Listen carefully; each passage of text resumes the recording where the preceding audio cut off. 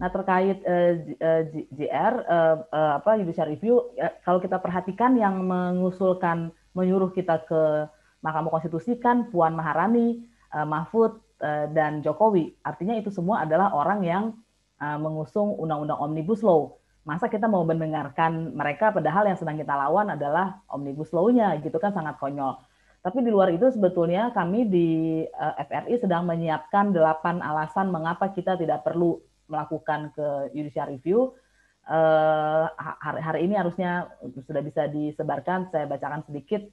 Karena pemulihan itu tidak hanya melalui pengadilan, justru melalui pengadilan sangat panjang. Harusnya kalau betul memang ini masih negara, pemerintah dan DPR harus sadar dengan tuntutan publik, meskipun mereka nggak bakal sadar. Tapi kira-kira secara teori begitu.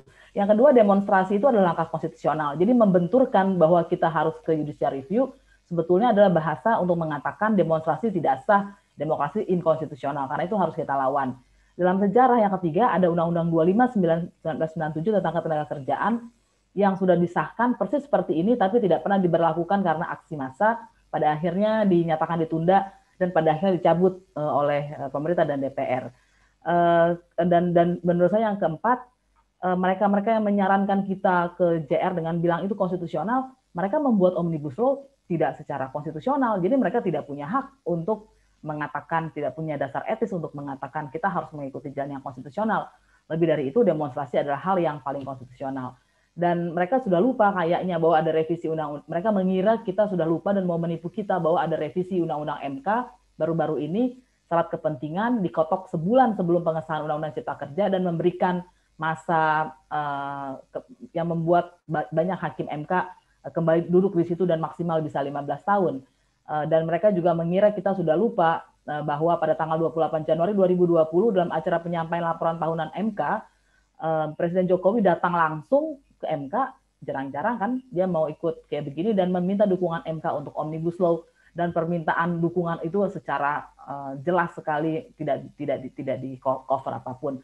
Yang ketujuh, putusan MK itu beresiko nggak dipatuhi. Jadi Ketua MK sendiri bilang ada 24 putusan tidak dipatuhi. Kita masih ingat cerita pencabutan Undang-Undang Ketenagalistrikan, satu undang-undang tapi pemerintah bikin PP. Kita masih ingat cerita Undang-Undang Sumber Daya Air yang dicabut seluruhnya oleh MK dan dibikin lagi undang-undangnya dan dibikin kontrak-kontrak privatisasi air dan lain-lain. Yang terakhir, sidang MK itu membutuhkan waktu yang sangat lama. Selama menunggu putusan, maka pasal-pasal ribuan itu akan terus berlangsung. Dan kami sedang melakukan, misalnya pada akhirnya terpaksa melakukan judicial review revisi undang-undang KPK. Sampai sekarang putusannya belum ada banyak penundaan-penundaan yang disengaja oleh berbagai pihak, dan revisi undang-undang KPK itu sangat sedikit dibandingkan dengan Omnibus Law yang ribuan.